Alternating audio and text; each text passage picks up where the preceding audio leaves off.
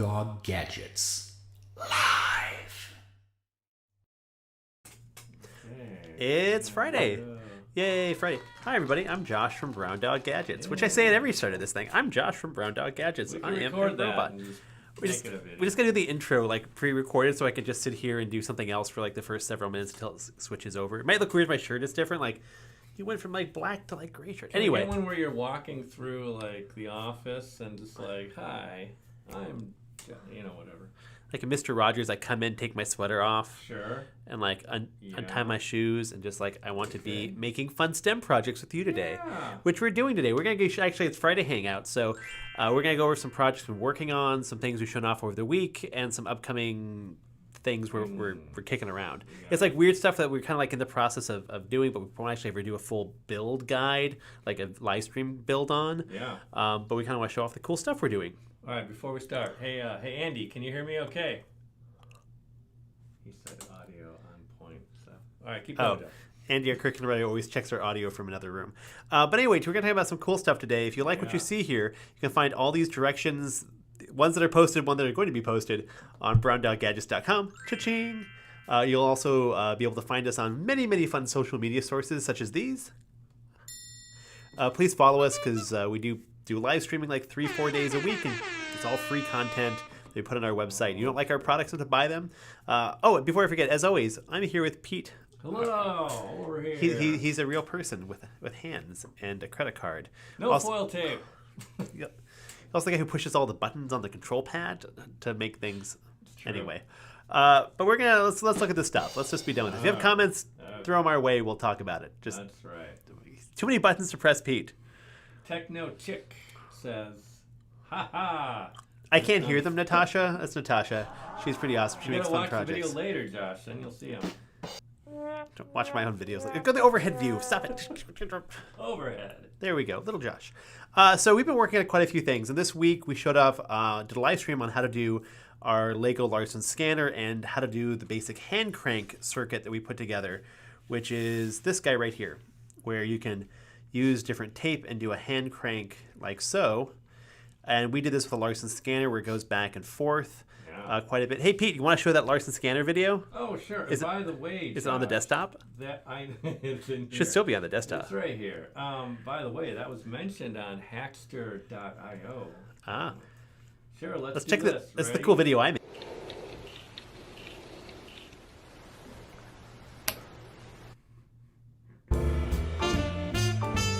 I can't hear it. Oh shoot, the microphone's still on. Oh, okay. Anyway, I made this video. I forget the minute. This is the Larson scanner, which is just more of the same. I add a little jazzy fun to it. I am proud of this video, Andy. Jerk.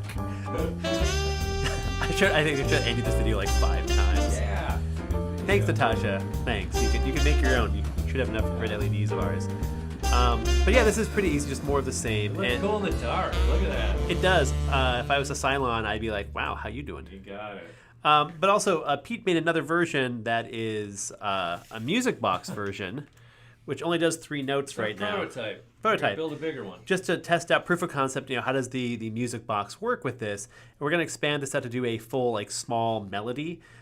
Just recognizable melody. We're going to see how many we can do, because that Larson scanner was fairly large as a project goes, whereas this is 3 notes with a crown. But this is a really simple project, because all you need is some of these 2x2 round Lego pieces with a Technic axle hole through them, and those are like 1 cent each on brickowl.com. You need like random Lego bricks, brickowl.com. We're not sponsored by them, we just buy a lot of stuff off there, but these are literally 1 cent each if you don't care about color.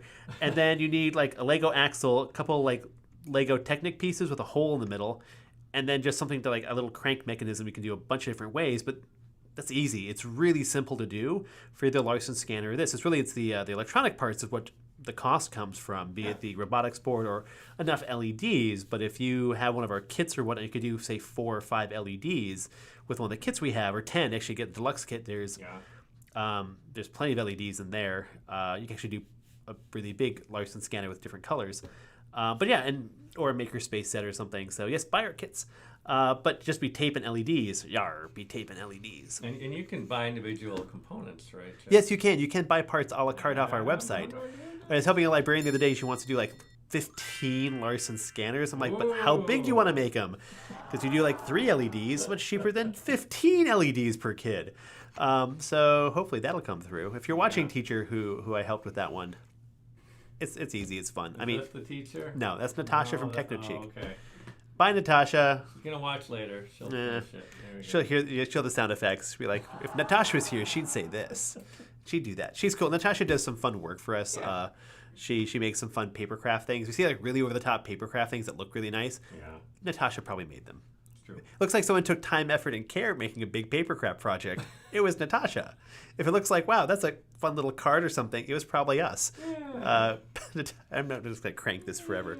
But I made one of these on a live stream a couple days ago. Actually, here's my one I made the other day with live stream, where I used 3 pieces of tape, not 2, and my arm on this axe crank is longer than expected. But Yeah, you gotta make your crank right. but you could do a little version like this easily, or a couple LEDs with a little setup like this really simply, and you can do that with any of our Crazy Circuits kits. That's just add some Legos, and this would just need a robotics board, or you could do we could do one of our invention boards too with this. Either way, the robotics board's cheaper. And one day when we soon have our microbit board, our bit board, so to speak. It's the prototype of that. You could do it with a microbit as well. Of which we're gonna put this to the side. And actually, we're gonna talk about the microbit. So we are working hard on putting together some video and projects for our microbit, our bit board, which is our microbit adapter for. Yo, this is cool. Thanks, yellow nerd. All right, keep going, Jeff. Anyway, all right. So we've got, this is one of our prototypes. We haven't even soldered on the pin headers back here. But we've been working on projects. This is a test. We're actually testing out doing a bunch of NeoPixels, like this huge ring of NeoPixels. How many are on here, Pete, you think? Hundreds, I think. There's a couple I hundred. didn't count them. This is like a 16.5 foot. It's 5 meters, so 16.5 feet of tape. And there's a lot of NeoPixels per inch.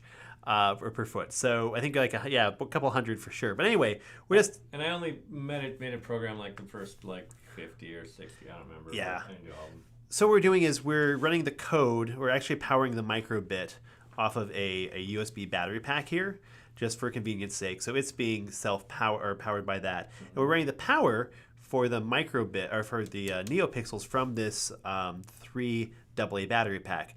Because NeoPixels really, really like having more than 4 volts. Yeah. They really like having more than 4 volts, and the microbit only puts out 3.3 volts. Right. You can do a few NeoPixels at like half brightness works. Adafruit has some good write-ups on that.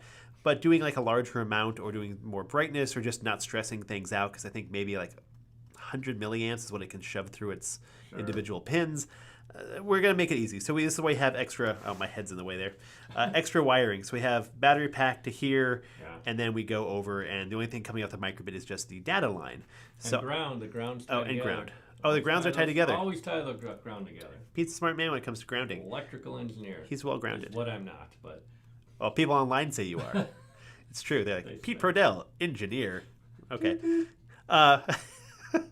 You gonna turn it on or what? Where I'm going to get it, should probably get there. Anyway, Battery pack still good? Yeah, I have to turn the microbit on again because it turned itself off. Oh. There you go. So, microbit running a crud ton of NeoPixels, which is... This was programmed with the drag and drop editor, just a click, click, drag. Yeah, Pete was just messing around the editor like, what could work here? Yeah. So, that stopped. That's okay. I didn't write the code. It's just some demo code. Don't worry. Anyway, demo code. So we're going to be using this to light up some bigger Lego projects, doing various strips of NeoPixels being controlled by a single microbit. And we'll, of course, use external power for that. Yeah. But we have some, again, big projects we're kicking around, not to spoil the fun. Yep. But this is just us testing this out and really doing more testing of this, our bit board, just to see how well it handles things, how easy it is to work with, and just get some more hands-on time, because we're going to have a Kickstarter campaign for that in September. So if you like what you see here, it'll be discounted during the campaign. Yeah. So if you're like, oh, that's kind of cool, Lego microbit, get one at like a cheaper price, 25% cheaper than what will be retail, and we'll throw in some bells and whistles on there. I don't know, everybody Bells gets and it. whistles. I've got those. Can't hear the sound effects, Pete. Anyway. Andy and I can hear him fine. Oh my God, and Natasha apparently. But yeah, so this is pretty standard microbit, but doing the Lego format, and we do this thing does have a built-in relay on it. That's what we see over here, but our pin headers and stuff. No one's here soldered. I haven't. No one in our warehouse has soldered a squeaky chair. We should solder those up, Yeah, we'll solder those up. and oil that chair. It's a nice chair. Yeah. It was way too expensive at a trade show. So anyway, that's this guy. That's pretty cool. Microbit and Lego. It's a good combination. Yeah. It's pretty fun. So speaking of Lego fun things, I'm going to zoom out for this one, Pete, because I think you zoomed in when you do other projects. Whoa. That's way too. out. No one wants to see the floor. Anyway, so a while back I showed off that we have like a Wall-E. This is a Lego kit that came out a few years ago when the movie Wall-E was interesting. It's got one of our robotics boards, and we got two of our Lego compatible servos down here. These little orange guys. Now these are 360 servos, so continuous rotation. They act like bad controlled motors.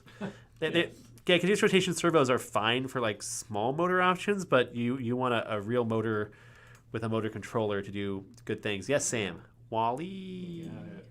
But what we wanted to do was, could we control it with one of our microbit boards or one of our robotics boards? So I just added a couple Lego strips on here to make life a little easier. It wasn't too hard to configure this with some random parts I had. It's not the best connection. I need to do like one extra level of plate somewhere. I didn't want to modify it too much because I'm like, it needs to work for a demo. But he actually works well. Pete's running wrote some basic code, or actually, was it the same code you used for your little little rover? It's basically the same as our optical avoidance little robot. We have a little Lego guy with a distance sensor that's kind of like, it goes forward, turns, goes forward. Yeah. It's two continuous rotation servos as well. Literally the same setup as this, just not as cool looking. Yeah. Actually, that was the demo before we got the Wall-E in. That was we're going to try it out before Wall-E shows up, but Wall-E does have working tank treads here. Now, will he turn, Pete? Oh, there he does. He did turn. He'll go, and then he'll turn. Some really quick code, so he turns once or twice, I think. But yeah, but it works pretty well. Yeah, because when Lego engineered this, oh look, it's going backwards now. Whoa! It's all coded base. There's nothing real to it.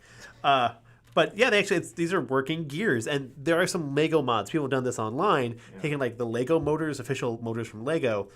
Quick and easy modification on the bottom of here to add two of those, and then controlling with a little remote. So you can make it a remote control Wall-E. I'm pretty sure Lego probably did that with that in mind. They do that with quite a few of their kits. Like here's how you easily add a motor. But we wanted to do it where we had it Arduino controlled, where if we wanted to, we could also say, put a distance sensor on top of the head or badly make something. I have seen, we're like 8 years too late to the Wall-E phenomenon, I think. Wall-E has... It kind of shakes around when Oil me. He's like the Tin Man. Got it. But if you look back on YouTube from like 2011, 2012, there's a bunch of low-res videos of like people modifying this or other off-the-shelf Wall-E toys to just add like an Arduino or automation, because that's kind of when Arduino was first kind of hitting the mainstream about 8-9 years ago. Right. But I'm like, hey, let's come back to it. There's like Lego-specific servos now, like these generic. They really are. They're generic Lego compatible servos that we carry. A lot of places carry them too, but it works well, and the Wall-E robot is set up as really like a nice setup in here. This was a wonderful eBay find, but I need to, if I want to use this longer than just one or two quick video clips, I really have to redo the bottom on here. It's coming apart. Fun factoid: when I got this in the mail, it was already finished, and a couple pieces were physically broken. The Lego, like they were Lego Technic pieces were cracked and broken. I'm like, how do you crack Legos? Yeah, like how does that work? Lego pieces, not Legos. If you say Legos, people get angry because it's not the appropriate nomenclature. Lego. And Josh, I think the Wall-E might be my favorite Lego kit that we've got in the office. Like, it's a really good really kit. Good looking, yeah. They're really weirdly expensive now on eBay. Be able to see the front, like the head. You have to follow all the online guides to redo the head joint because it's a little loose. But his arms move forward and backwards. He does have a nice little compartment in the chest. Yeah. He actually comes with a flower as well that he can hold, which Bender has that too. He has his chest can open. What's in there? Dolomite? Usually it's whiskey or something, I think. I don't know. Cigars. I'm 65% Dolomite, something like that. But no, this is a really good Lego kit. It works well in this format. He looks good. He's fun to play with. And not to do Lego reviews. There's enough of those on YouTube. So that's a good way to spend an evening. Yeah. A drink and some Lego reviews. But you can easily add this to there because of his nice working Technic gears. And I think adding in some Arduino or microbit to this would be a nice way of doing some coding while having a fun Lego kit. It's just such a weird specialized thing. No one's going to buy this, like spend $80 to buy this old Lego kit off eBay just to use it with our setup. But it's like you could if you wanted to. Or honestly, building your own tank treads for a project, that's what's most likely people will do. I see lots of people do that, build a nice little tank chassis with these kind of treads, or like Pete did with the avoidance robot. Yeah. So it's a nice project to do. And this just looks really nice. So I'm going to keep this. We sometimes sell the old kits we have just because we don't need them anymore. Once we're done with a project write-up. Yeah. This is a keeper. I'll put this up on the wall. It's nice, along with our X-Wings. I'm going to put this... Here, Pete, take this. I'll take one. Come here, buddy. Put you over here. All right. So... Melt on this. Oh, here we go. Let me grab these. Yeah, get that. So... More coming. There we Let's go. zoom in again. Zoomies. Zooms. There you go. Josh, does your dog get the zoomies? A dog is Zoomies personified. He's a Springer Spaniel. He's a high energy Spaniel. That's like a dog on espresso. Yeah. So we make this nice little thing called the Blink Fade board. It's a pre-programmed ATtiny 8.5. And we like adding this into our kits because it gives some lighting effects without having to do any programming, especially for younger kids. Most typically, like I like to show off the ambulance we have, a little Lego ambulance, and alternating blink back and forth LEDs. Simple, some blinking, some fading, blink fade board. And no programming. And there's no programming Boom, involved. Plug it in. But it is an ATtiny 8.5 chip, which can run basic Arduino code. Yeah. And for years, people have been programming ATtiny 8.5s and using them for all sorts of projects because they're really cheap. They're like 50 cents each to buy a blank one. Now, granted, we're using surface mount parts on here, so we can't take this chip off and reprogram it like you would a through-hole one. However, for years, I've been like, well, I should make a little thing up, and then Pete made it. So this is how you would program. Hold on. Oh. Oh! This guide. And it's walks you like through Pete it. knows what he's competent. Look at you. And we have our little example circuit with some code there as well. So Got rounded corners on those bubbles, I know. Pete. Keep going. Wow, Jeff. my guides look so bad No. from years ago. So basically, what we did was we made a little easy insertion spot. You could. This is what is this? This is the. It's a. Spark Fun. It's a tiny AVR programmer. There we go. And Yeah. these are super cheap. They're under Yeah. $10. It's you just plug an ATtiny 8.5 into here, like a through-hole one, then pop it out and use it for a project. Yeah. That's what we've done in the past for like one-off things or little projects around the office, or like when Pete did ATtiny 8.5 in the paper circuits format. He popped it into here, programmed it, popped it off, and then did paper circuits with it. But this is how you could reprogram our board, because we actually included the reset pin as a breakout on here specifically for reprogramming it if you wanted to. So what you do is you plug it in, use the Arduino software to upload the code, and then you'd pop this guy off, and then you pop it over here into a project, and then you can say like this, we're just using so this one's fun, Josh, because we added input to the blink fade, which usually is just output. Yep. So no input there. And this is such a niche thing too. Like if you're really into super into Lego projects, like you are a Lego fan who wants to add some electronics, this is a really easy thing to set up with a couple screw terminals. Like you can even get away without using these screw terminals on there. You could just have strip the ends of the wires and tape them down, and you'd eliminate the cost of 4 of these guys, and you'd have basically this guy plus tape. And they could reprogram these for anything you want, and just do some simple lighting effects in a much smaller format than, say, the robotics board we had, because this is a nice little 3x4 size. And then you could add inputs and outputs and use little sensors and whatnot, and then upload the old code if you want to change it back to the original blink fade. Now, one other thing too that's fun about this is it's not just lighting effects or input outputs. You can also do sound output. You can, yeah. Which is what we're going to get to next for the part I like to call, why the heck did they do that? Josh, we got a comment here. I don't know who Sam is, but he's heard good things. Well, thank you. By the way, Sam, if you or other educators want to try out some Maker Tape, we're always happy to throw you a free roll. That's right. We will throw you a free 5 meters of Maker Tape. Ditch that copper foil. Jump on the Maker Tape train. Maker Tape. We're happy to send out stuff to people. Like this is our 1/8" tape. We usually use 1/4" for most of our paper crafts and other projects, but for Lego, the 1/8" is perfect. 3 millimeters. But here in the U.S., we'll go with 1/8. But email us through Brown Dog Gadgets. We're happy to send you stuff. But anyway, back to reprogramming AT Tiny 8.5s with this setup. So I got this little doodad here. Yep. So we could use a piezo speaker right here if we wanted to, right, Pete? You could. You'd have to move the tape a little, though. What do we? Well, because I have it set for the 2-pin. Oh, that's right. My bad. So. Never mind. I was going to be like really cheeky with that. So this is programmed to do a little sound effect.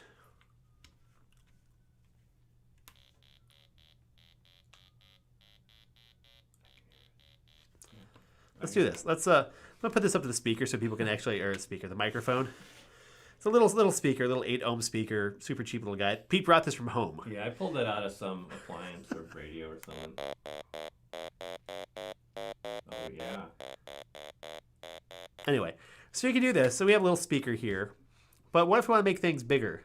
Go bigger. Go bigger or go home. Go bigger. So Pete also then brought in this other speaker that he had at home. Because I have like 40 speakers at home. Ooh. Good sound. It is. We're like, well, that's pretty cool and over the top. That'd be a great video. Piezo speaker, little speaker, then this speaker. Then Pete's like, hold my coffee. I don't even drink coffee. I'm gonna really bring things home because remember this guy from a video ages ago? Yeah, that's a larger speaker I got. So that's all focused on the speaker.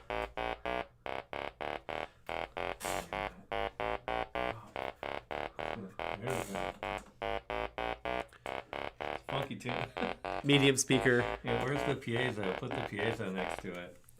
So typically when we do sound projects, we use a piezo speaker, which is this size. Yeah. So, yes, that's right. An even bigger speaker. That's right. Let's break out the... No, this is the biggest speaker we were going to drag in here.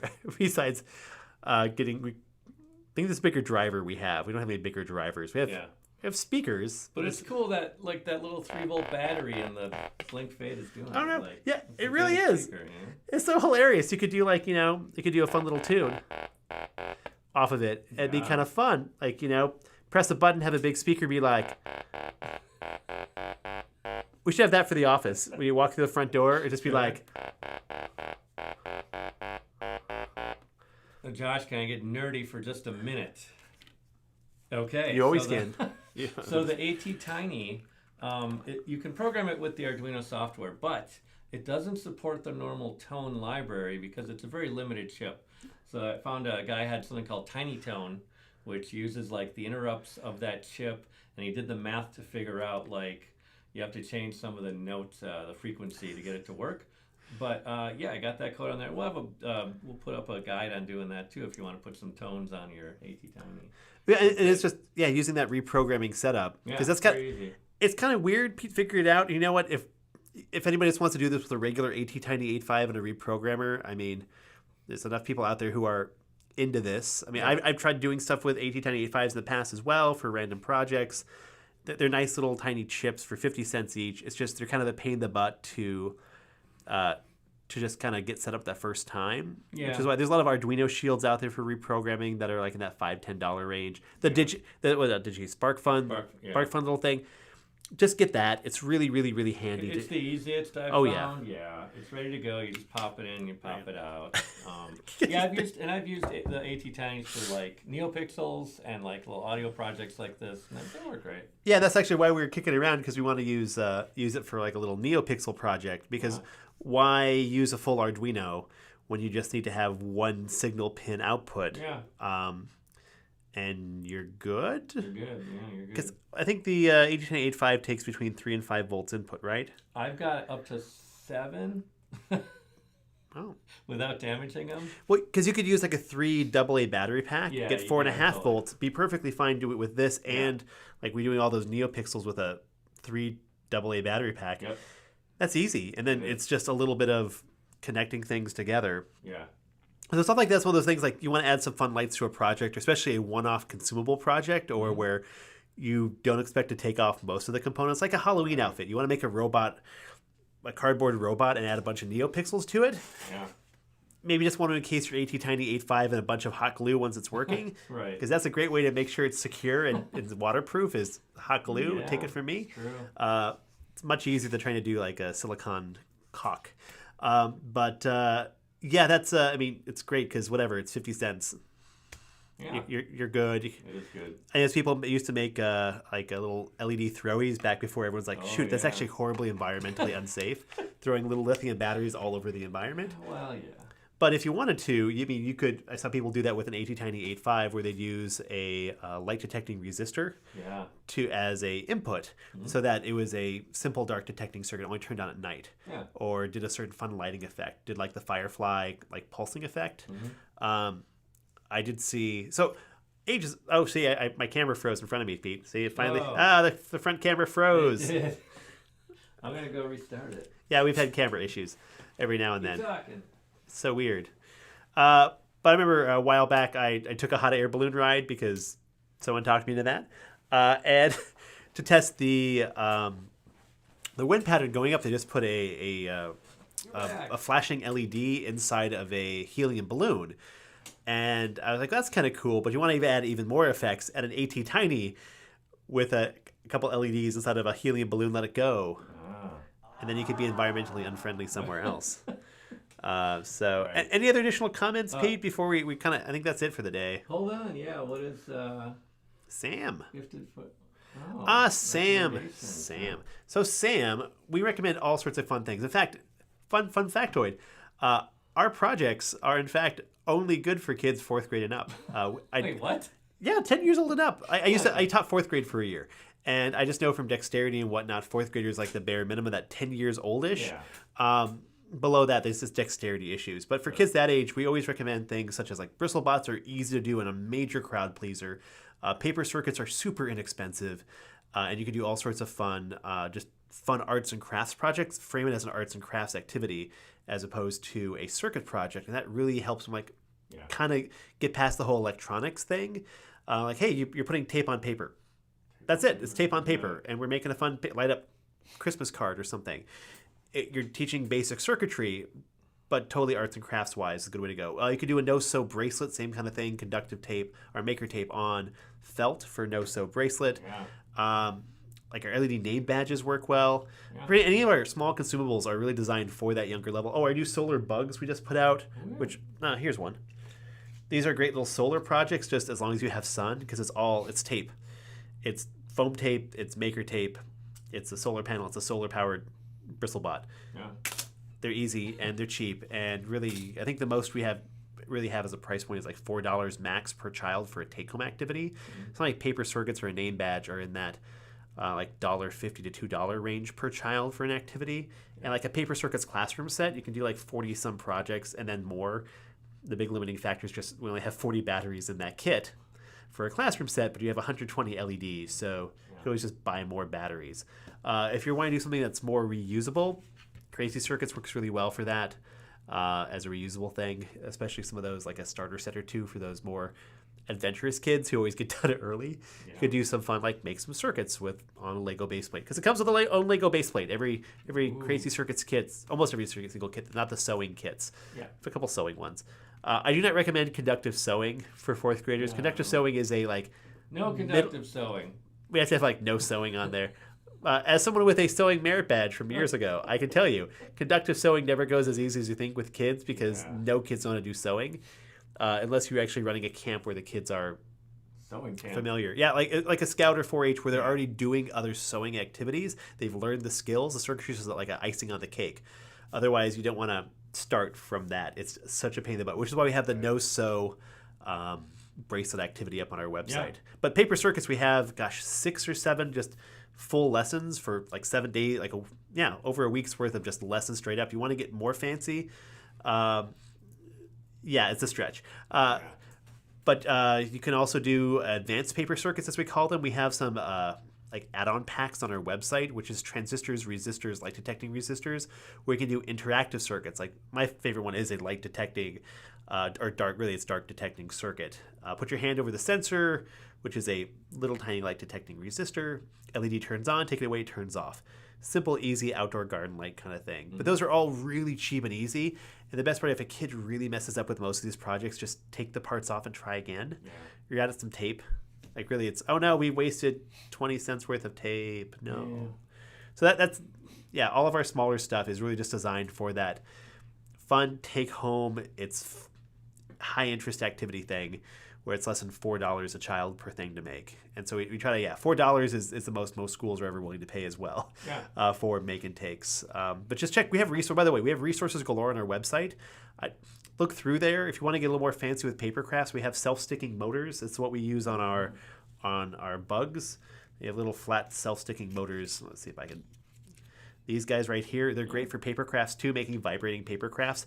One of our best ones we have that Andy, oh, here it is. Speaking of the devil, we literally have a paper craft Roomba. Yeah. Which will vibrate around the table, add a blinking LED to it, and it is a child's best like joke thing. Like, look, I made a Roomba, Mom. Yeah. And it's really easy paper crafts. Yeah. And it'll bounce off of things too. This is just vibrating. Like my Roomba at home, it's just always stuck in a corner.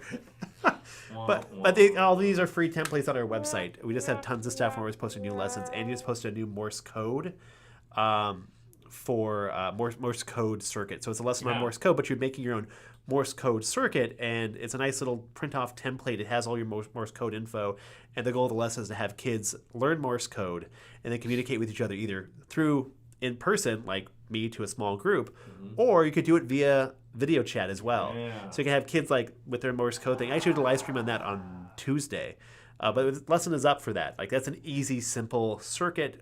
It's hard to screw that up, and it's a fun activity where they're learning Morse code. It's really just do one small word. What is Andy, what is Pete saying across Skype or in the room with me, or the teacher's doing out with it. But it's that. So there's lots of really easy things you can do that are all fun or fun and learning or learning plus fun. Right.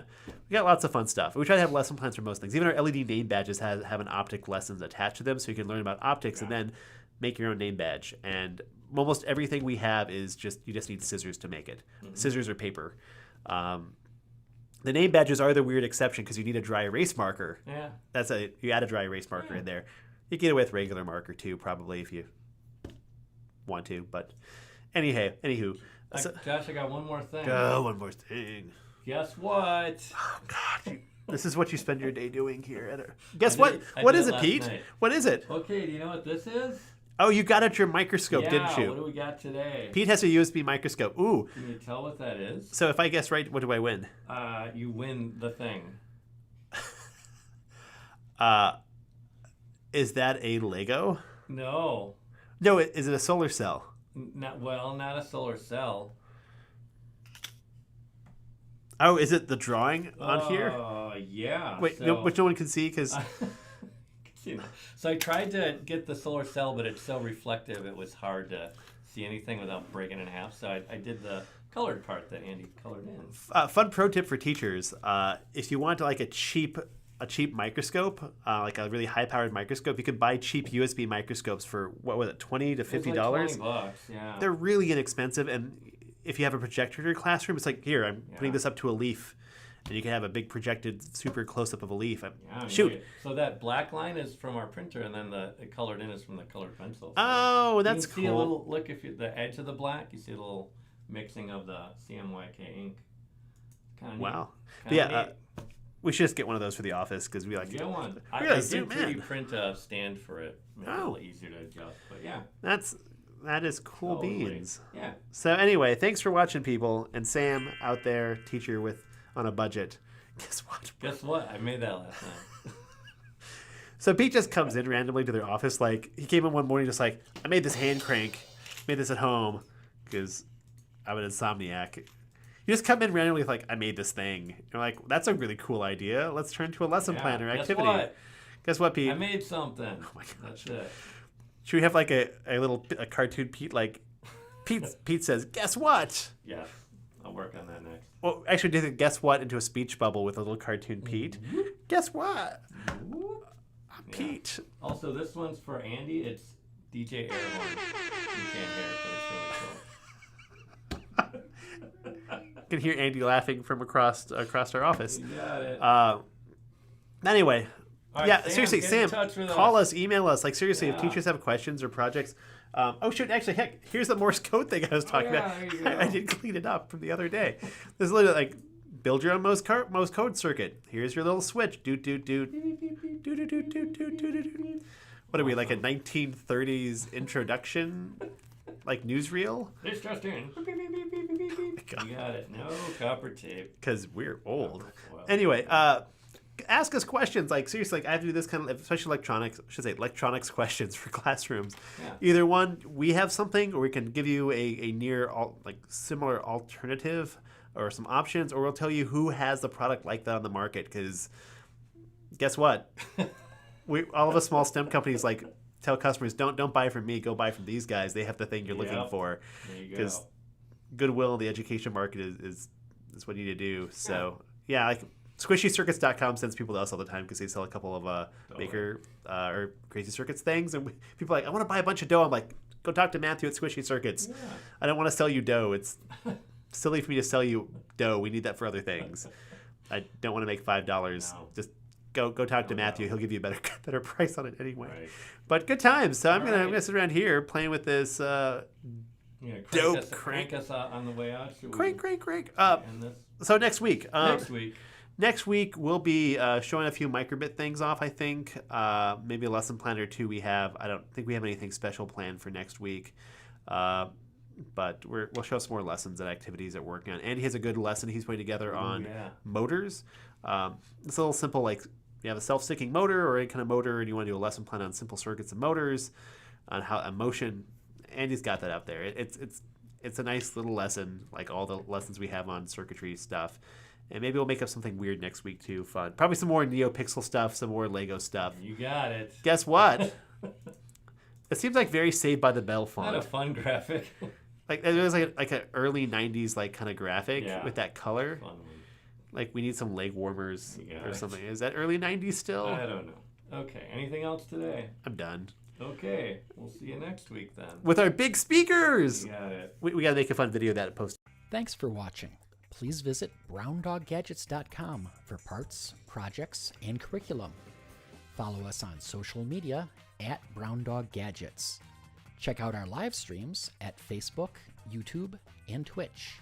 We'll see you next time.